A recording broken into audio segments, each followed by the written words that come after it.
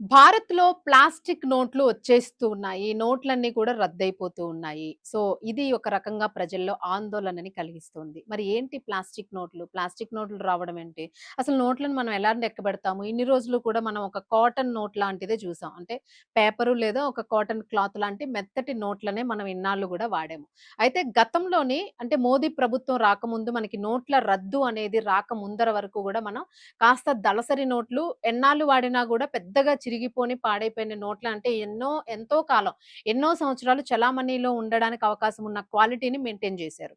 అయితే తరువాత ఎప్పుడైతే నోట్ల రద్దు అనేది పెట్టి, ఆ నోట్లని రద్దు జేసి కొత్త నోట్లను ప్రవేశపెట్టిందో మోదీ ప్రభుత్వం.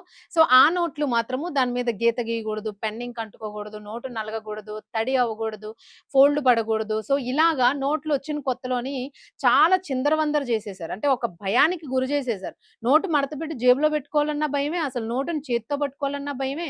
అంత తేలికపాటి పల్చటి నోట్లని లాస్ట్ టైమ్ మనకి ప్రవేశపెట్టింది.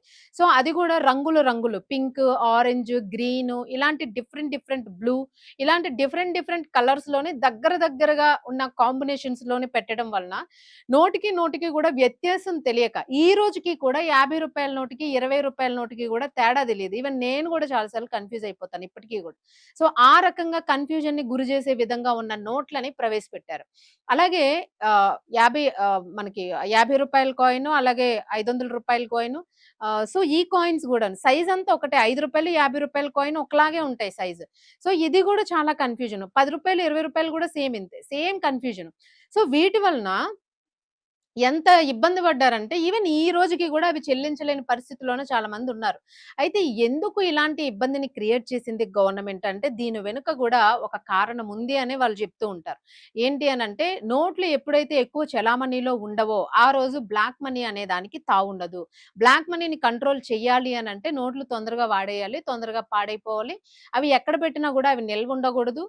సో, ఆ రకంగా చేయగలిగితే వాటిని దాచిపెట్టే అవకాశం ఉండదు గాబట్టి, సో, నోట్లని అంత పలచగా చాలా అసలు నోటు 2 రోజులకే నలిగిపోతుంది. సో, అలాంటి నోట్లను ప్రవేశపెట్టారని ఒక కారణం జెప్తూ ఉంటారు. అంతే గాకుండా కన్‌ఫ్యూజన్ అనేది గూడాను. రూ. 10 నోటు, ఈ నోట్లు రావడం వలన రూ. 20, రూ. 10 ఆ చిన్న నోట్లు వాటిని దాయడానికి గూడా అంటే ఎక్కువ మనీని మనం దాచిపెట్టడానికి గూడా చాలా కష్టం అన్నమాట. అంటే రూ. 1000 నోటు, రూ. 5000 నోటు ఇలా ఉండేటప్పుడు ఈజీగా మనం దాచిపెట్టేయొచ్చు వాటిని. ఎంత డబ్బైనా సరే తక్కువ కట్టల సైజుంటుంది. కానీ నోట్లు ఎక్కువ పెరిగి కట్టలు పెద్దవయినప్పుడు వాటిని దాచిపెట్టడం చాలా ఇబ్బందిగా ఉంటుంది. గతంలో బ్లాక్ మనీ దారులంతా గూడా ఇదే ఫేస్ చేశారు. సో, మొత్తానికైతే తర్వాత పేమెంట్స్ ఆన్‌లైన్ ట్రాన్సాక్షన్స్ వచ్చేసినియి. ఆహ్, ఎవరెవరు ఎంత ట్రాన్సాక్షన్ చేస్తున్నారనేది, హవాలా డబ్బు ఎక్కడ హవాలా అవుతోంది అనేది గూడా కొంతవరకు ప్రభుత్వానికి చిక్కడానికి అవకాశాలుండేలాగా ఈ దారినైతే తయారు జేసుకున్నారు. బట్ ఇంకా టైట్ చేయాలి. అయినప్పటికీ గూడా ఇంకా బ్లాక్ మనీ అక్కడక్కడ హవాలా అవుతూనే ఉంది. సో, దీన్ని ఇంకా కంట్రోల్ జేయాలి అని అనడానికి ఒకటి. అలాగే నోట్లకి సంబంధించి గూడా మరీ త్వరగా పాడైపోవడం వలన మధ్య తరగతి పేద వ్యక్తులు చాలా ఇబ్బంది పడుతూ ఉన్న పరిస్థితి ఈరోజు. ప్రతి ఒక్కరు ఫోన్‌లోనే ట్రాన్సాక్షన్ అని అంటే కుదరదు.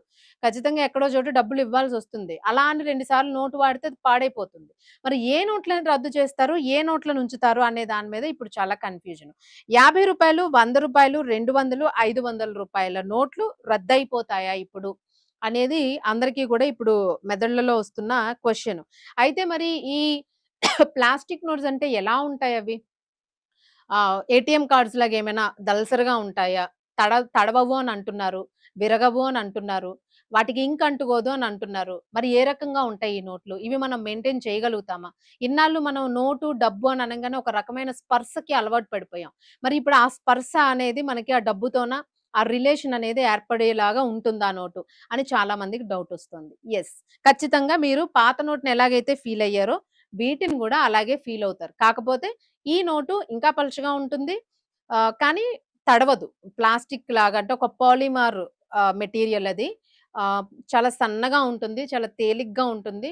ఫోల్డబుల్‌గా ఉంటుంది. మీరు ఫోల్డ్ చేసి పాకెట్‌లో పెట్టుకోవచ్చు. అది ఫోల్డ్ అయిపోతే మళ్ళా ప్లాస్టిక్ లాగా ఒక పెద్ద ఫోల్డింగ్ వచ్చేసి అట్లా ఏముండదు. సో, మీరు కొన్ని కంట్రీస్ నోట్లని చూసే ఉంటారు. విదేశీ నోట్లు డాలర్స్‌ని. సో, ఆ టైప్‌లోనే ఉంటుంది.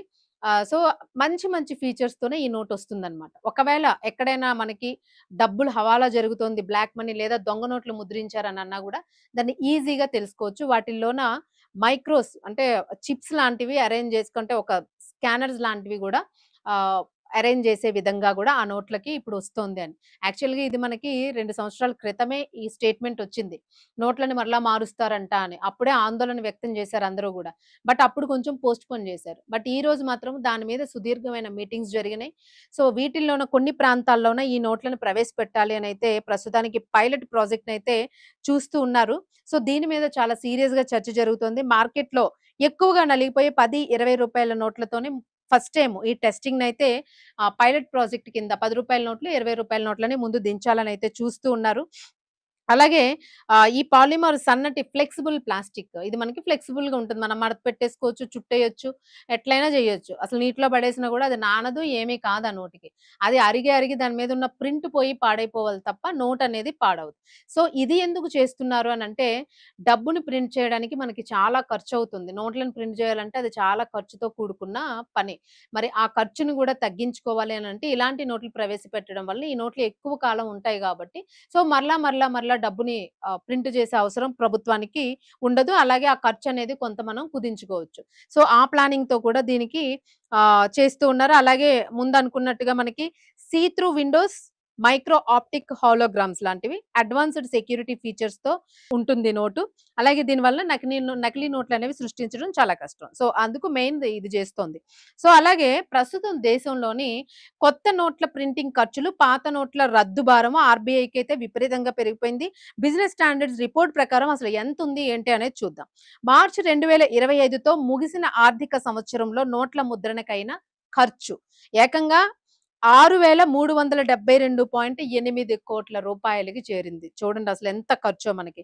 అంతకు ముందు సంవత్సరం చూసుకుంటే 5,100.4 కోట్ల రూపాయలు మాత్రమే ఉంది. సో, ఇది ఇప్పుడు మనకి ఇంకొక ఎక్స్‌ట్రా బర్డెనే పెరిగింది మనకి మళ్ళాను. సో, అలాగే మార్కెట్‌లో బాగా పాడైపోయిన సుమారు 23.8 బిలియన్ నోట్లు ఆర్‌బీఐ వెనక్కి తీసుకుంది. ఇంత నష్టం జరుగుతుంది మనకి. ఇందులో 500, రూ.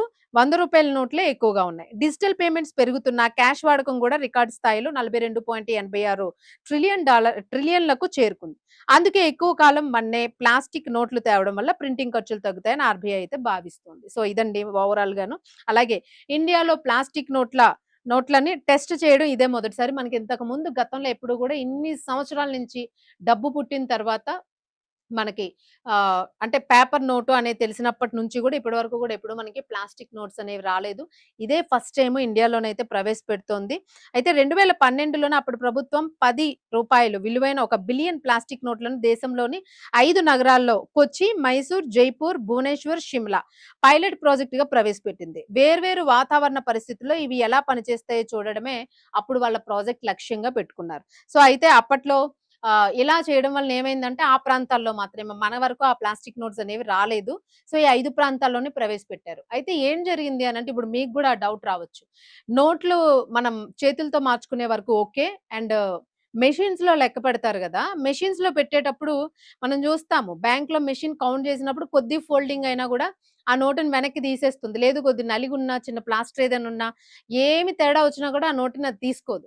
మరి అలాంటప్పుడు ఆ నోటు బదులు ప్లాస్టిక్ నోట్ లాంటిది ఇప్పుడొచ్చే పాలిమర్ నోటుని పెడితే అది తీసుకుంటుందా? సో, మెషిన్ దగ్గర ప్రాబ్లమ్ వస్తుంది.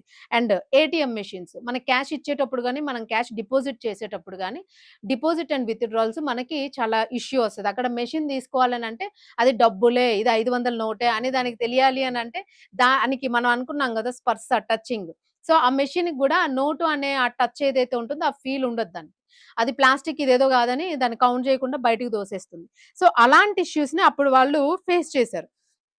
సో, అందుకనే ఇప్పుడున్న మెషిన్స్ అన్నీ అప్‌డేట్ అయినియి. మొత్తం మెషిన్స్ అంటే కౌంటింగ్ మెషిన్స్ గాని, ఏటీఎం మెషిన్స్ గాని అన్ని బ్యాంక్స్‌లో గూడా మొత్తం అప్‌డేట్ చేస్తూ ఉన్నారు. సో, ఈ ప్లాస్టిక్ నోట్స్‌ని గూడా అంటే ఆల్రెడీ ఫీచర్‌ని కొన్నింటిలో పెట్టారు అనైతే అంటూ ఉన్నారు. కొన్ని బ్యాంక్స్ అయితే మెయింటైన్ చేస్తూ ఉన్నాయి అని. సో, మొత్తానికి మెషిన్స్ గూడా అప్‌డేట్ అయిపోతే ఓవరాల్‌గా మనకి ఈ పాలిమరైజ్ నోట్స్ అనేవి వచ్చేస్తాయి. ప్లాస్టిక్ నోట్స్ అనేవి.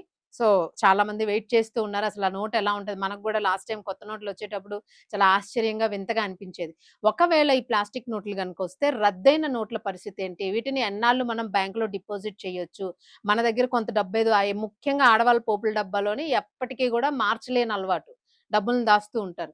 సో, అలాంటి నోట్లు ఇప్పటికి గూడా చాలా మంది ఫోన్స్ చేస్తూ ఉంటారు. పాత నోట్లు ఉండిపోయినయి ఎక్కడైనా చేంజ్ చేస్తే ఏ బ్యాంకులోనే తీసుకుంటే చెప్పవా అని. సో, అది ఒకసారి అయిపోయిందంటే ఇంక వాటిని మళ్ళా మనం మార్చుకోవడం గూడా కొంచెం కష్టంగా ఉంటుంది. సో, ఇలాంటి మార్పుకి వెసులుబాటు ఏమైనా ఇస్తుందా బ్యాంకు అనేది గూడా మనకి ఇంకా అప్‌డేట్ లేదు. అలాగే ప్రస్తుతం ప్రపంచవ్యాప్తంగా సుమారు 60కి పైగా దేశాలు ప్లాస్టిక్ నోట్లను వాడుతున్నాయి. సో, ముందు మనం అనుకున్నట్లుగా అదర్ కంట్రీస్ అన్ని. డాలర్స్‌ని మనం చూస్తాం చాలా చక్కగా అవి చాలా క్లీన్‌గా ఉంటాయి నోట్లు. సో, మనకి మంచిగా అనిపిస్తది అవి చూడంగానే. ఒక ఫైబర్ ఫీలొస్తది.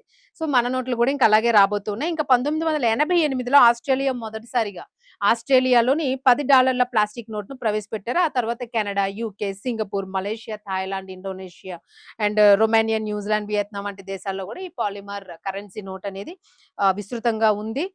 సో, మనకి ఇప్పుడు ఈ ప్లాస్టిక్స్ నోట్స్ రాబోతూ ఉన్నాయి. సో, దీని గురించి మీరేమనుకుంటున్నారు? నేనైతే క్లియర్‌గా అంతా చెప్పాను.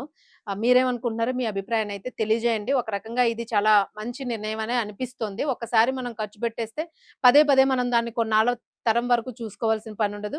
ఇక బ్లాక్ మనీని కంట్రోల్ చేయడానికి గూడా దానిలో మైక్రో చిప్ అనేదొచ్చేస్తుంది గాబట్టి అది కనీ కనిపించంది. ఈజీగా ట్రేస్ చేయొచ్చు. బ్లాక్ మనీ జనరేట్ జేయడానికి అవ్వదు. అండ్ దొంగ నోట్ల జనరేషన్ అవ్వదు. అండ్ ఆన్‌లైన్ ట్రాన్సాక్షన్స్‌లో గూడా చాలా సీరియస్ యాక్షన్స్ అన్ని తీసుకుంటూ ఉన్నారు. సో, ప్రతి ఒక్కరు గూడా ఎక్కువ అకౌంట్స్ ఉన్న వాళ్ళు గూడా అది తక్కువ అకౌంట్స్‌కి కుదించుకోండి. సో, ఇది కొత్త నోట్లకి సంబంధించిన విషయం. ఆందోళన పడాల్సిన అవసరం అయితే లేదు. ఖచ్చితంగా దీనికి కొంత టైం అనేది ప్రభుత్వం ఇస్తుంది.